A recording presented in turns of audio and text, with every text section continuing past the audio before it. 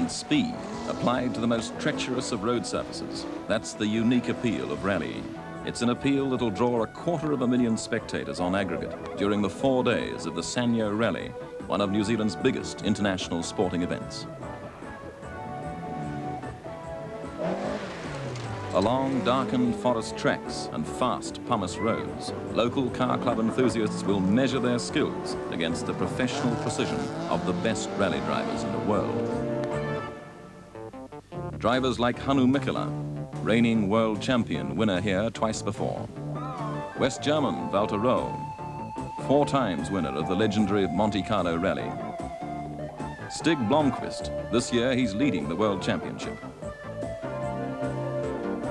Marco Elen, 2nd in the World Championship.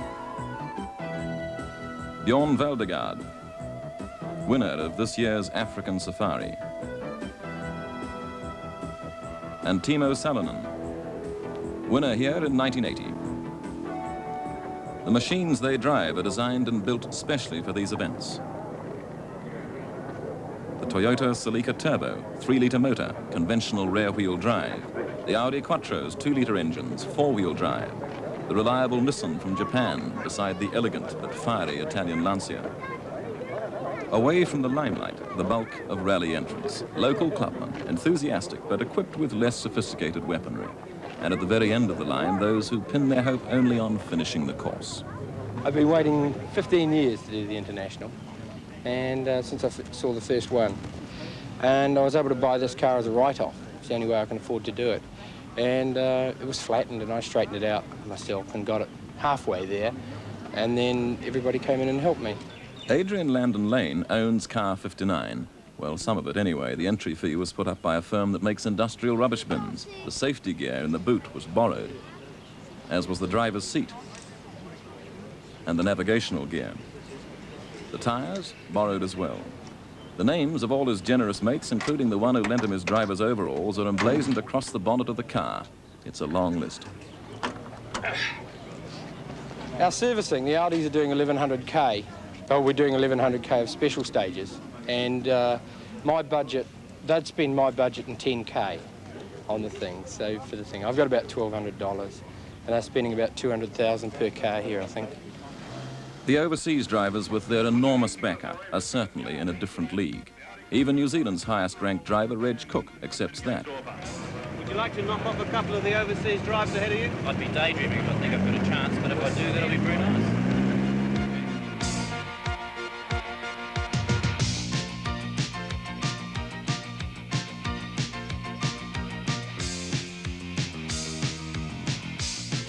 Cook, heading north from Auckland on day 1, is the front runner in an important element of the rally, the race to be first New Zealander home.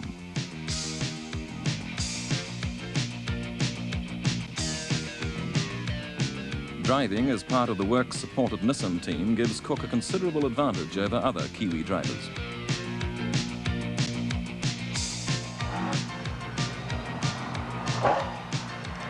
Like Hawke's Bay farmer Malcolm Stewart.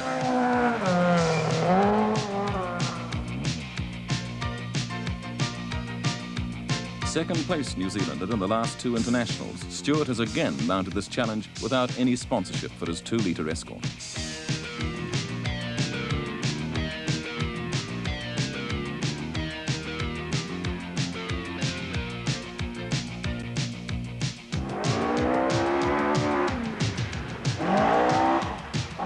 Neil Allport, an Auckland garage proprietor, is regarded as one of the most spectacular of the local drivers.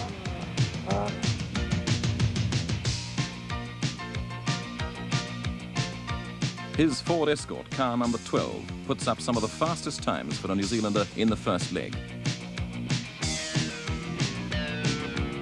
And a name from the past returns to drive car 15, a Mitsubishi Lancer.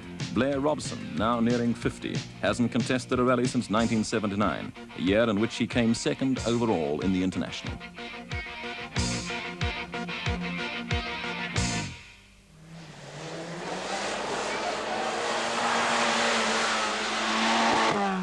This isn't the number 6 stand at Eden Park, but a usually deserted Northland hillside. Over the 4 days of the rally, spectators will jam access roads and crowd vantage points. Previous international rally winner Mike Marshall hasn't seen crowds like this for many years. No, this is reminiscent of the very first days back in 1970, say, when the Shell Silver Fern and those type of rallies, when rallying was a novelty, it had support like this. But now what we've got here is enthusiasts who are coming out to watch the rally. Smack on the rally route this year, but seemingly unaware of it, is the small and rather relaxed North Auckland township of Paparoa. Hundreds of cars, thousands of people will pass through here in the next couple of hours. But the only sign of activity on this Saturday lunchtime is indoors, the local pubs offering live coverage of the second test between the All Blacks and France. First up is the All Black fullback Alan Hewson, who's never yet failed in a test on Eden Park. With the rally at their doorstep, the people of Paparoa seem curiously unconcerned.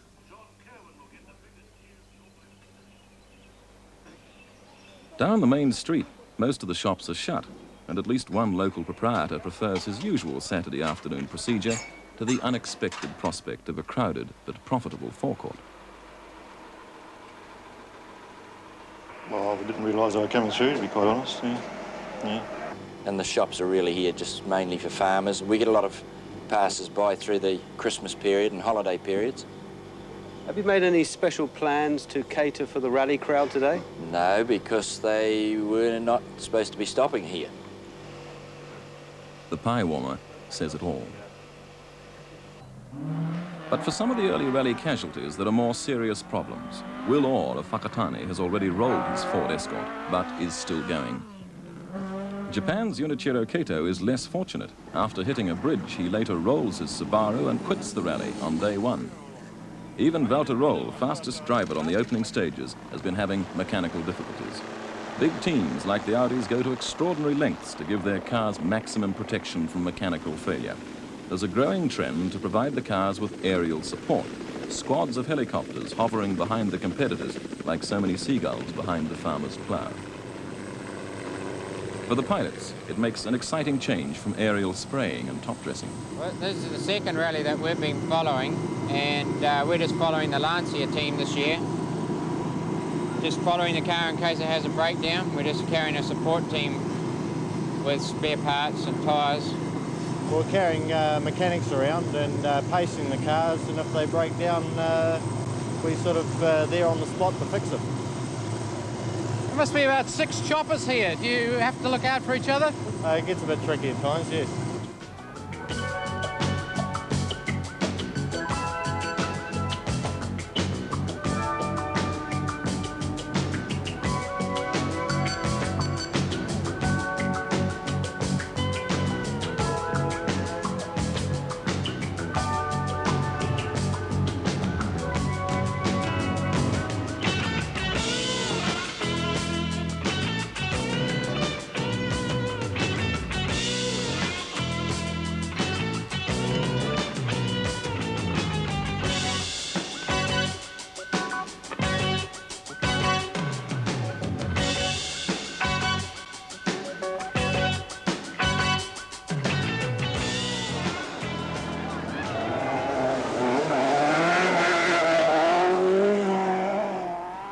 By now, the rally has reached Paparoa.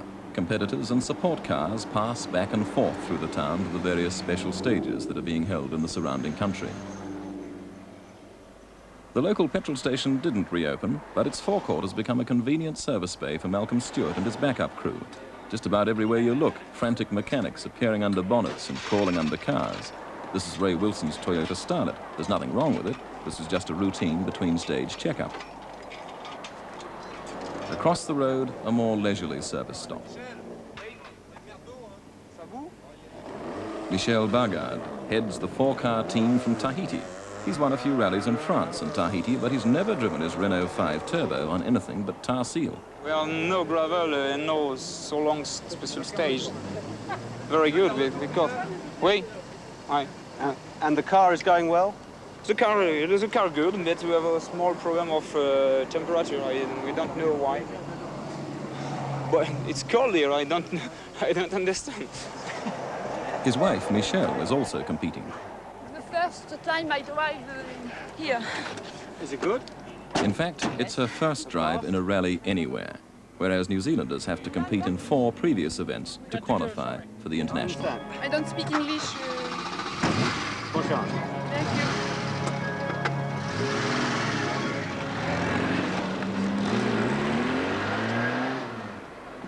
Some rally followers have halted briefly to watch another French challenge. High risk and high-speed rugby from the Frenchmen. The All Blacks win that one. But the main action is just outside Paparoa. This is Walter Rowe, currently leading, but his rally is about to end. In the next stage, a mystery electrical fault puts him out of the event. Rallies are decided on special stages. There are 45 in the Sanyo. In essence, 45 separate races. Most of the stages are held on roads ordinary motorists would go out of their way to avoid.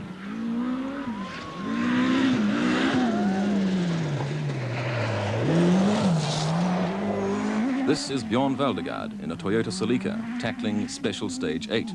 The cars are timed over each of the stages, and at the end of the 4 days, the driver with the least accumulated time is the winner.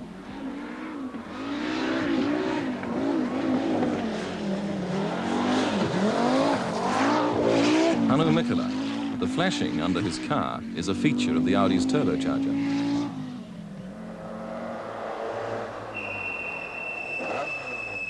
Back in Paparoa, if Inky Tulloch is searching for a pie, he's out of luck.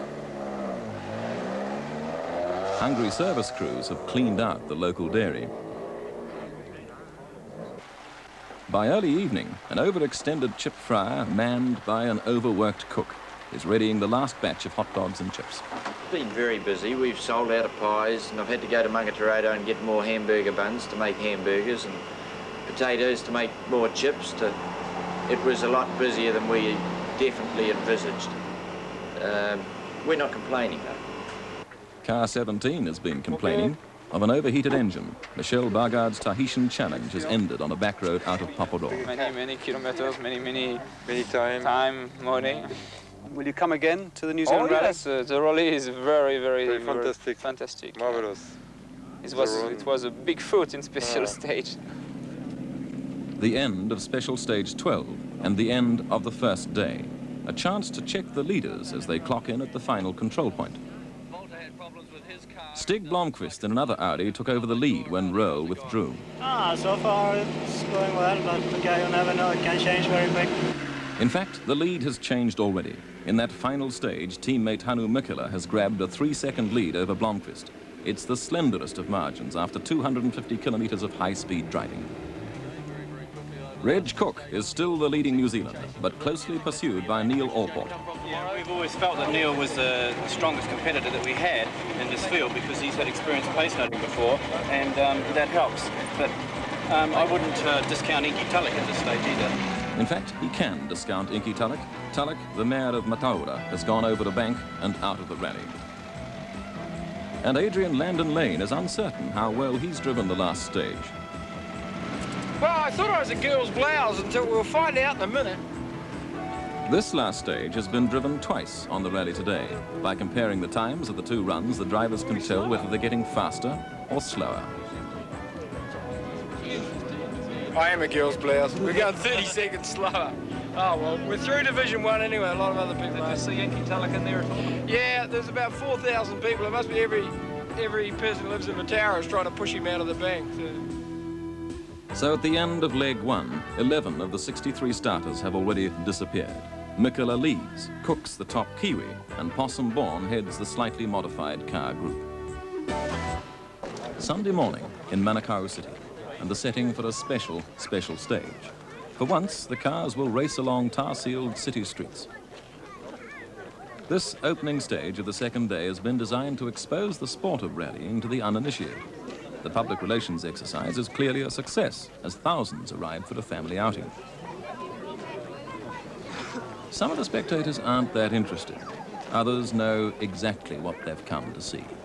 Come to watch the Audis and the Lanciers, but I've also come to watch my dad, who's in the Subaru. His name's Tony Teasdale. Rally leader Hannu Mikkola leads the way. followed by teammate Stig Blomqvist. Marco Helen's Lancia. The speed of the car surprises many of the onlookers. Rally experts like Bjorn Valdegaard can make the Dukes of Hazzard look like defensive drivers. And Tony Teasdale in a Subaru gives his son something to watch. Then the rally heads south into the Maramarua forest, which boasts some of the best rally roads in the country. Already the elaborate paraphernalia of rally organisation has been set up. Hundreds of volunteers control and marshal every element of this rally according to international rules. By the time the cars line up, everything is in order. Fresh tyres, Audi brought over 1,000 to New Zealand, have been put on the leading cars during the brief service breaks permissible between special stages. The cars start at 1-minute intervals.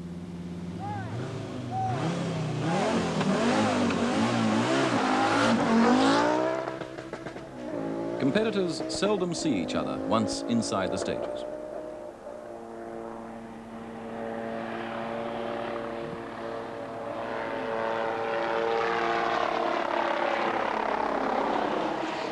Chasing Mikula and now poised to retake the lead, Stig Blomqvist.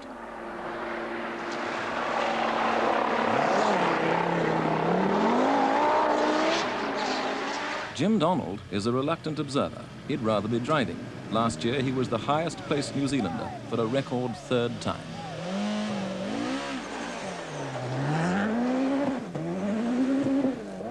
Well, if I'd done the first division and I was in a good place like I was last year, then I guess you'd be very pleased with the way you're driven, and you'd have to try and go a little bit harder today because all the other drivers are obviously getting the feel of the roads and their cars, so they'll be trying harder as well. This year, business commitments have kept Donald on the sidelines.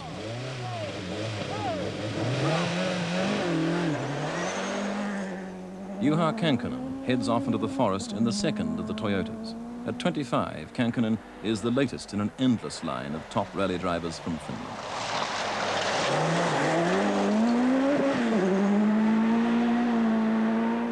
The Toyotas are already finding it difficult to keep pace with the Audis and Lancia. Bjorn Valdegaard may be lying 4th, but he's already 2 minutes down.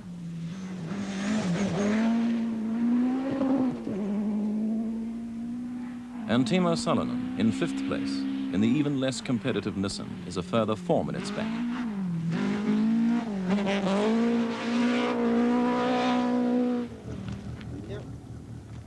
Keeping detailed track of the progress of the cars is a massive exercise in mobile radio communication.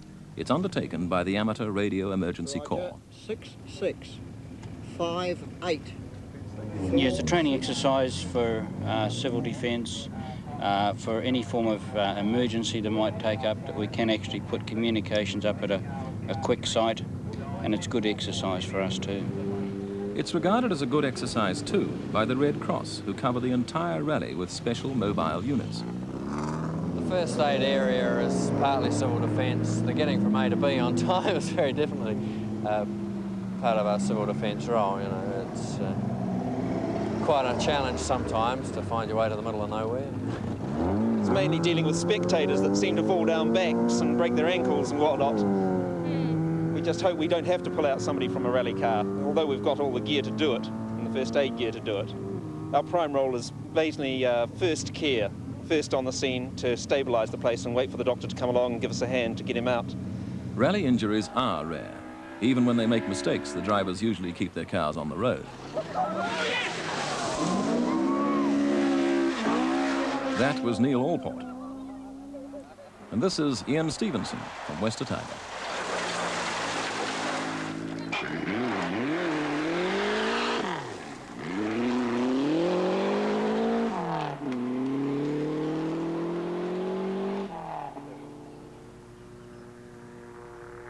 By late afternoon, the rally is deep into the King Country. Soon it will turn east towards Rotorua, where the second leg is due to end.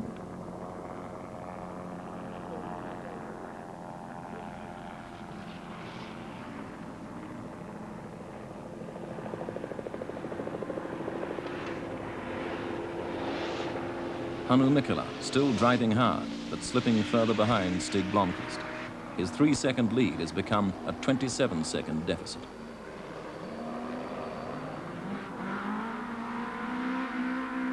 Timo Salonen needs a good performance here to retain his international ranking, but he too is slipping back behind the Audis and now trails by 8 minutes in 5th place. And leading Kiwi, Reg Cook, is under pressure too. Neil Allport is closing up. At the tail of the field, the mood is a little more relaxed. Michel Bagard from Tahiti is still going, just 1 place behind car 59 and Adrian Landon Lane.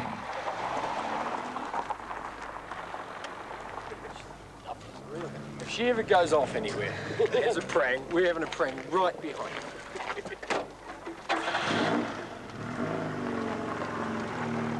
Such chivalry may be permissible when you're in 40th place, but as dusk falls on the second day, the rally leaders have to be single-minded in their approach. The problems of gloom, dust, and now tiredness must be overcome in the pursuit of speed. Still the quickest, Stig Blomqvist.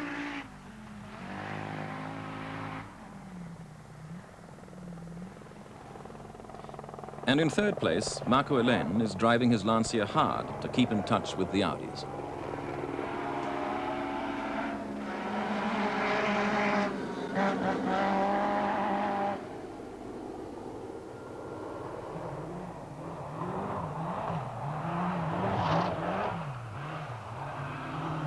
In these twilight conditions, errors can happen in the most unexpected places.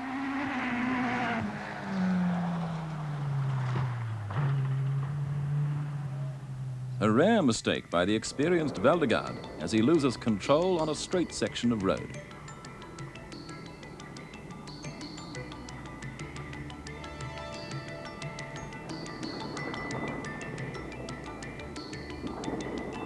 Not everyone recovers from such mistakes. Brian Stokes has put his Ford Escort over a bank and into the swamp.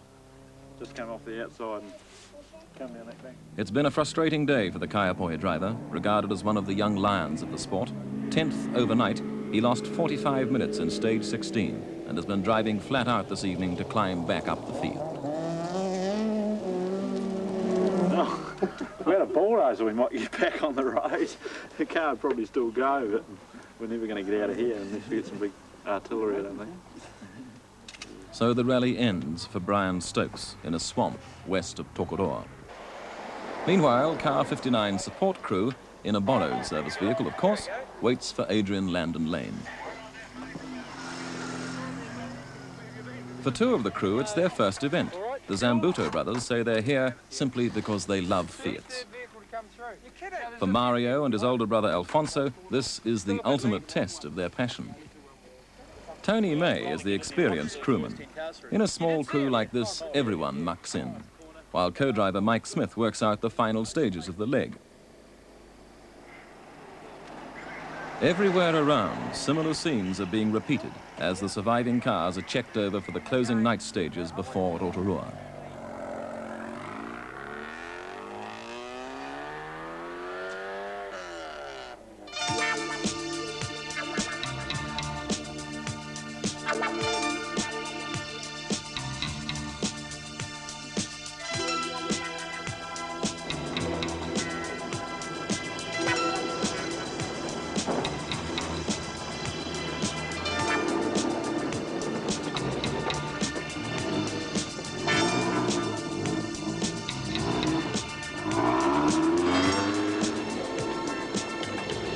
This is Franz Wittmann in his last stage.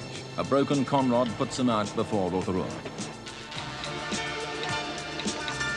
Night driving suits Neil Allport, who's headed off Reg Cook as leading Kiwi.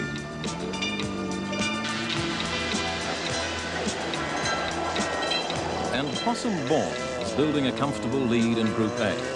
Bourne allegedly got his name from the number of marsupial victims his night driving claims. In Rotorua, it's Bourne's teammate Tony Teasdale who reports first at the Subaru Service Centre. About an hour of servicing is allowed before the cars are impounded for the night by rally marshals. Bourne and Teesdale may no longer have the assistance of Japanese driver Kato, but the Japanese service crew that flew in with him are still here.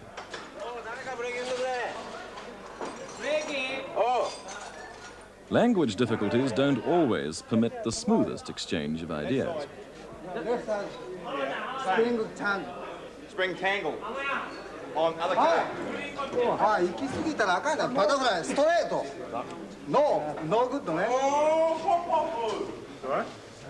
No good, Yuki, come out. Down. While the mechanics check the cars, Bourne and Teesdale check their I've time. got 10 minutes on Ray, and I'm 5 minutes, 50 seconds in front of you, so that means you've got 4 minutes on Ray. Group A cars are only slightly modified. Apart from additional safety features, they're just like their counterparts on the showroom floor. Tony Teesdale's well pleased with the performance of his Subaru. I think we're probably better than where we want to be, actually. We're looking at being in the top 10 now. I think for a Group A car, it's pretty good. Bourne's been eating his way through brake shoes, but he's got an explanation. I do a fair bit of left foot braking, which means I have my foot on the accelerator and my foot on the brake at the same time while I'm cornering, so I can take my foot off either one, whichever one I don't need. It probably sounds a bit strange to the average driver, but it definitely works, I can tell you. At the halfway stage, Bourne leads Group A. Blomqvist leads overall, and Neil Allport is now leading New Zealand. Red book carpets come. Tyler can't be found.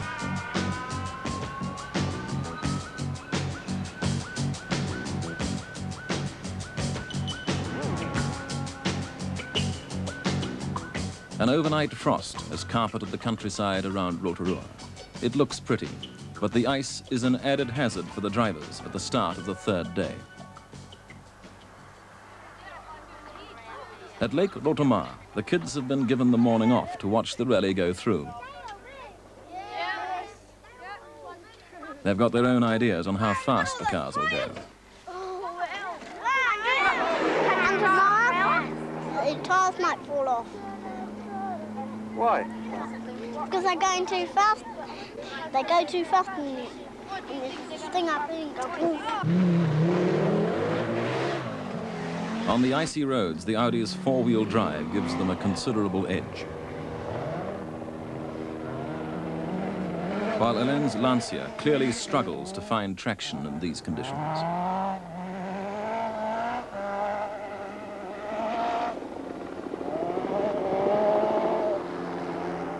Trouble, too, for leading New Zealander Neil Allport.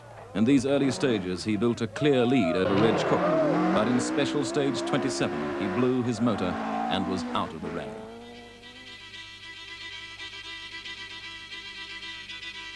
Special stage 27, heading inland from the Bay of Plenty coast, was to gain an international notoriety in this rally.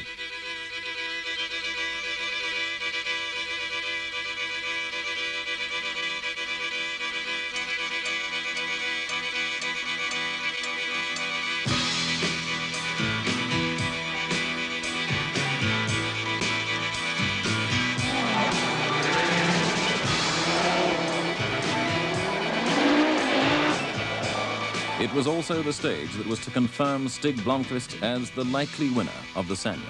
Starting at the head of the field, he remained totally unaware of the drama taking place on the road behind.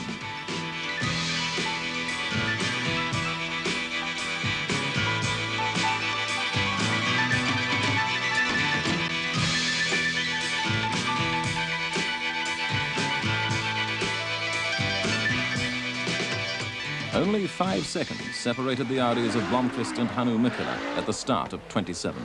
With Mikkola attacking, the leadership of the rally was wide open.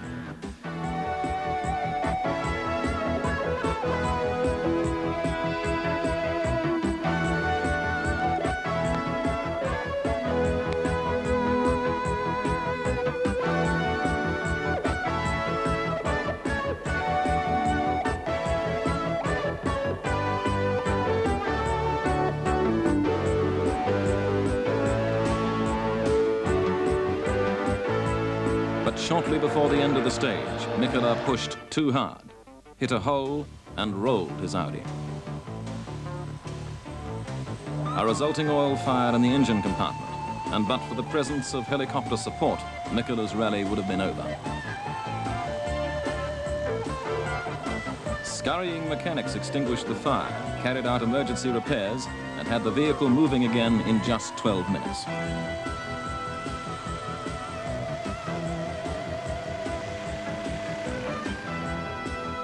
By the next stage, crumpled and battered, car 4 was again racing.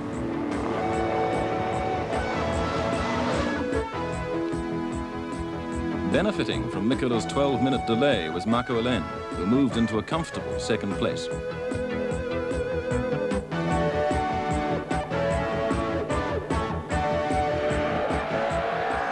Timo Salonen was looking good in Special Stage 27 until near the end, when he too turned the car over. Luckily, the Nissan landed on its wheels. Salonen went on to record third fastest time.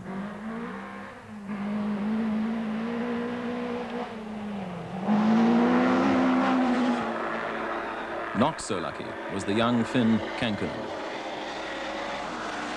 His excursion had more permanent results, as co-driver Fred Gallagher explains.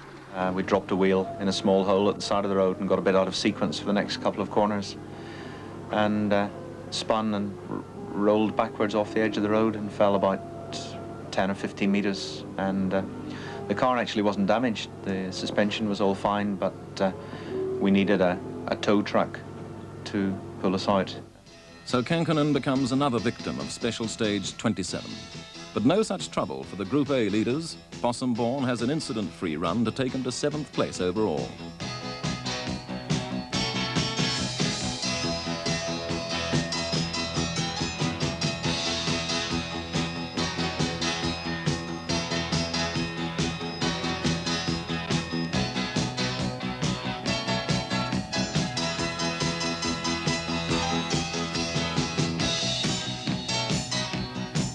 And Tony Teasdale and the other Subarus second in Group A and now 9th overall.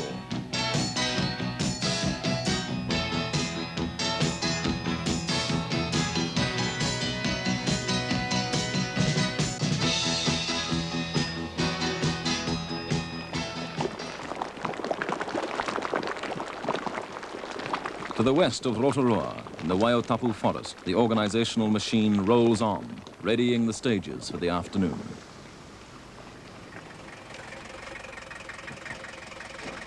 This is the arrowing party, led by Papakura tiling contractor Brett Naraga. This has to be the most curious of jobs for a rally enthusiast to take on, moving ahead of the rally, driving in hundreds of directional arrows. He seldom comes in contact with the actual event.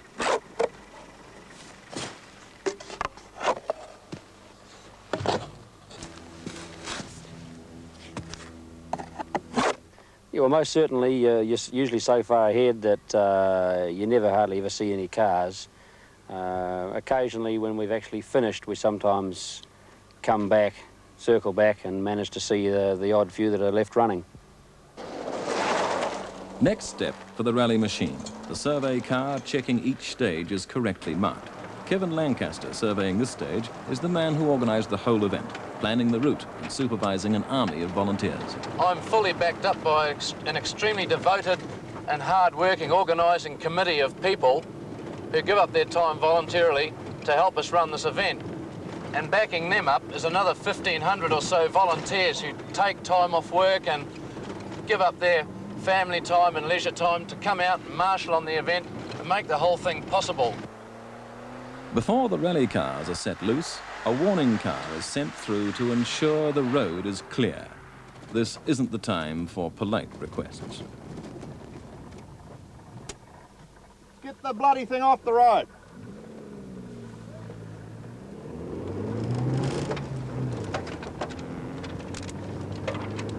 By sunset, Special Stage 30 is ready for action.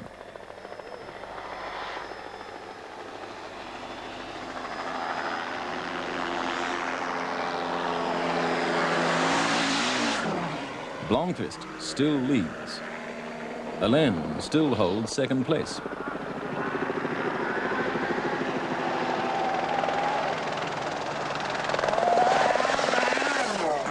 And Reg Cook is the front-running New Zealander.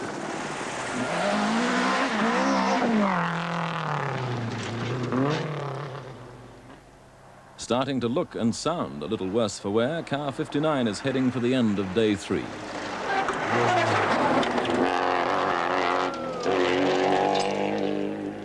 We lost a bit of time in there. It's really cold. We had to stop and chip a dog off a fence post.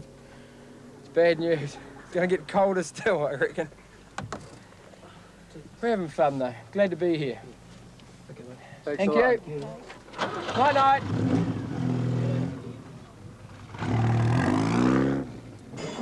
Back in Rotorua, another round of frantic servicing is underway. With Kankinen out, Toyota has only Valdegaard left in the rally, and he dropped to 5th place today because of fuel problems. Toyota have brought their European support crew with them. In this case, familiarity breeds efficiency. Rally cars now are a sophisticated and complex mixture of mechanical power and electronic control. Oh, they are great, the mechanics. They are working 100% for the team, and you know, rallying is a teamwork, and without mechanics we shouldn't be very successful. We don't need to smash the car really, but they do change everything possible anyway, every time.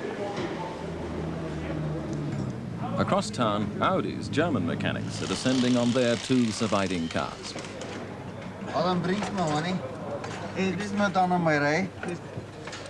Still a long way to go, so everything can happen. Blomqvist's standing as a top driver is matched only by his reputation for short interviews. A fuller assessment comes from the man who navigates for Hannu Mikkola, Arne Hertz.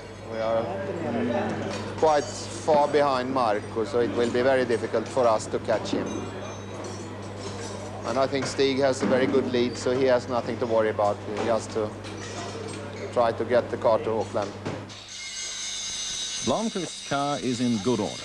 Mikkola's needs substantial repair work, some requiring precision, some requiring brute force.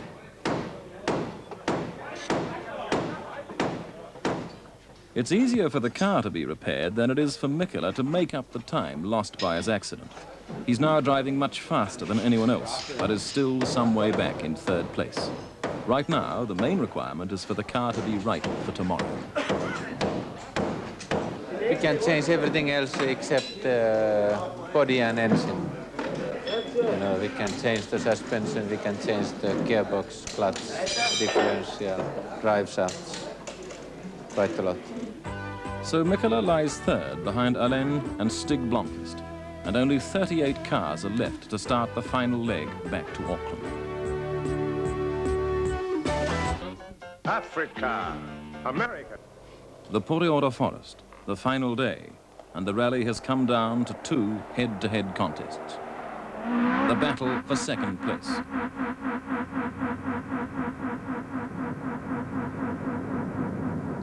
Alain holds a 4-minute advantage. But with Mikkola chasing, even that margin may not be enough. The reigning world champion demonstrates why he's called the Flying Finn, as he clocks up a succession of stage records.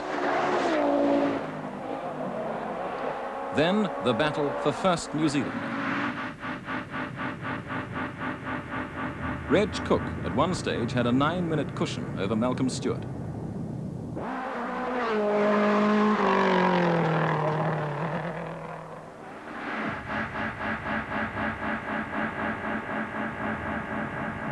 But Stewart has now closed the gap to less than 2 minutes.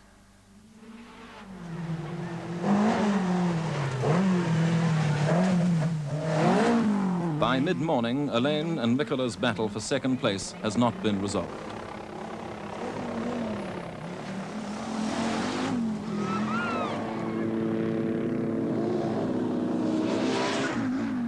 Mikkola has put up the fastest times in all of the first 6 stages, but both drivers are beginning to feel the pressure of driving flat out.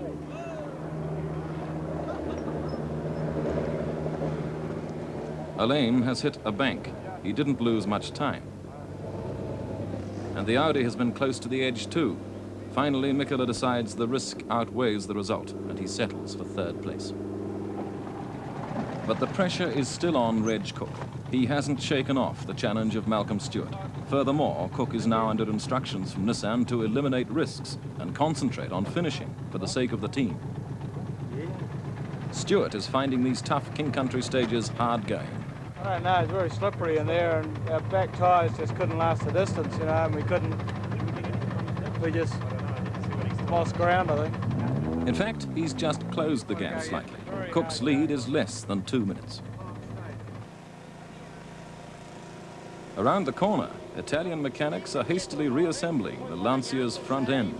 Alain may have a stranglehold on second place, but first he has to finish the rally.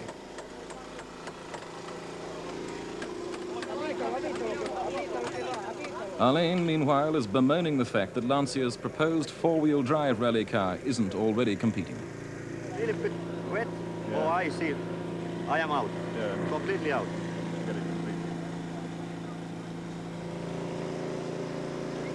These mechanics are adaptable fellows. When all else fails, they reach for the sticky tape. Even the disgruntled Alain manages a smile at that. The ritzy sporting lines of the Lancia are not exactly enhanced by this mechanical first aid, but the car is now ready for the run home.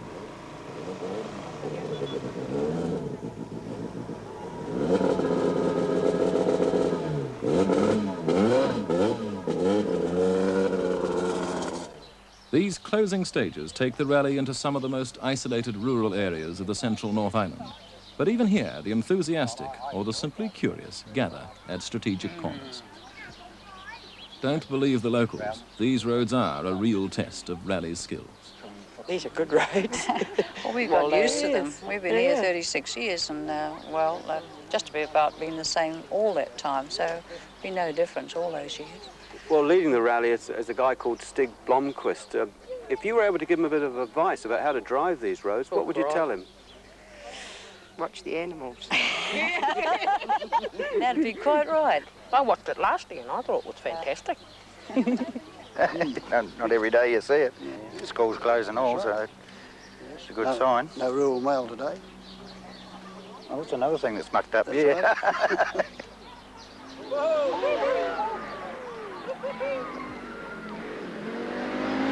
So Blomqvist heads for Auckland, secure in the knowledge that 5 minutes separates him from his nearest rival.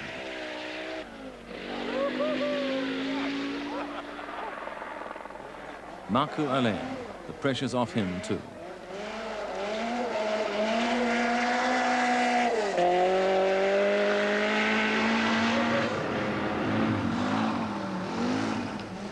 Anu Mikula, now content with third place.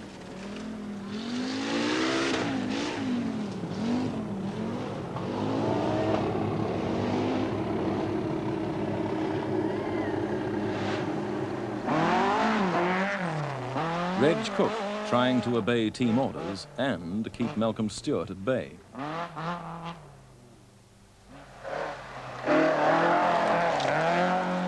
Stewart has now closed the gap to just 1 minute and 17 seconds, but he's running out of stages.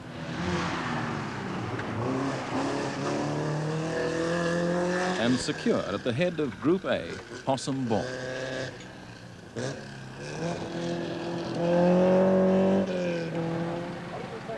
At the end of the final stage, back in the Maramarua forest, there's an air of celebration among marshals and spectators. Whoever the winner, the rally organization had triumphed. In fact, the winner hadn't been in doubt throughout the final day.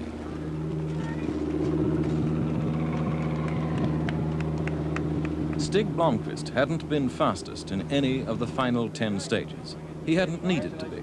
He was as economic with his driving as he always is with his words. It has been very nice roads. Okay, maybe we was lucky with the weather and made the road conditions even better. So as the surviving cars pull in, the final placings of the Sanyo emerge. Tony Teasdale, his 5th international event, but his first in the Subaru. Impressive driving to finish in the top 10.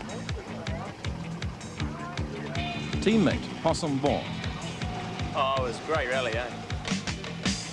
It was a great rally for the Pukekohe truck driver, his 2nd international and his 2nd Group A victory. Malcolm Stewart. He couldn't catch Reg Cook and had to settle for 2nd New Zealander home.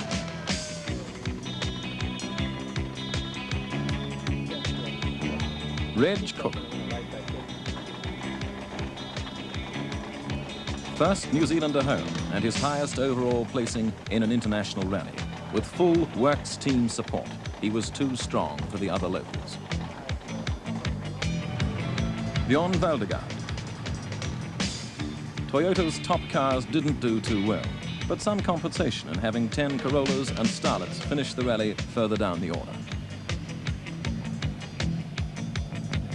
Timo Salonen. Yes, I'm very happy. Nissan were happy too. Salonen and Cook put on a strong team performance.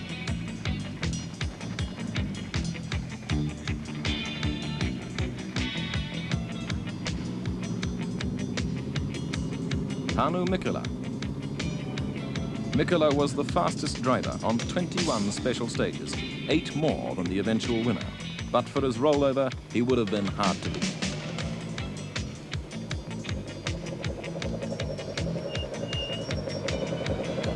Marco Alain. His second place just keeps him in touch with this season's World Championship. But in this rally, his Lancia never looked like heading off the Audis.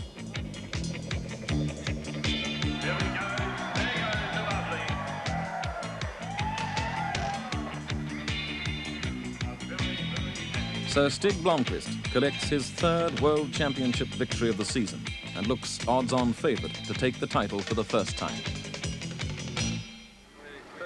Not quite in the Champagne League, but a notable performance. Michelle Bagard finishes the Sanyo International in her first ever rally drive. By now, the victory celebrations are over and the crowds head home. Everyone's accounted for, except car 59.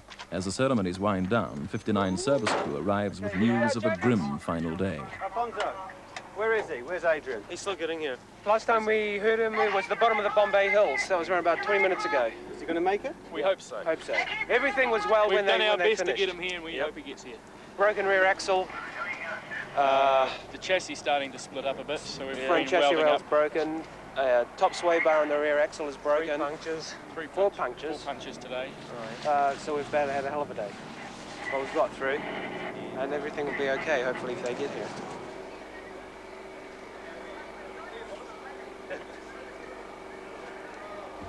They do get here, limping in at the end of the field.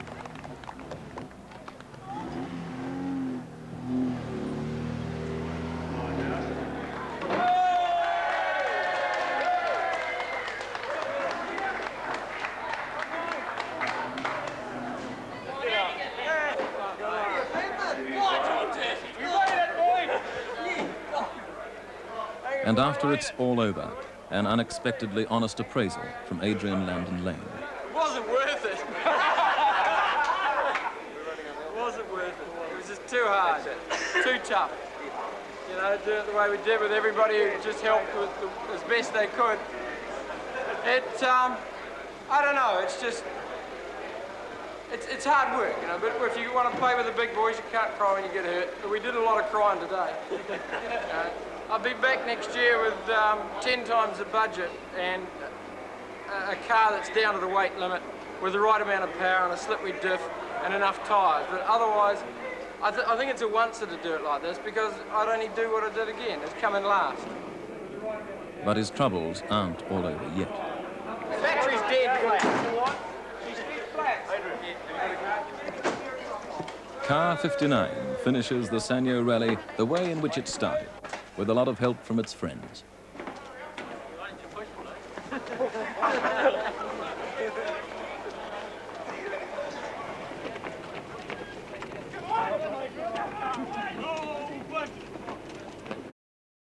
To be up and running with, 100% consistency in the first season. That's the difference between golf and tennis.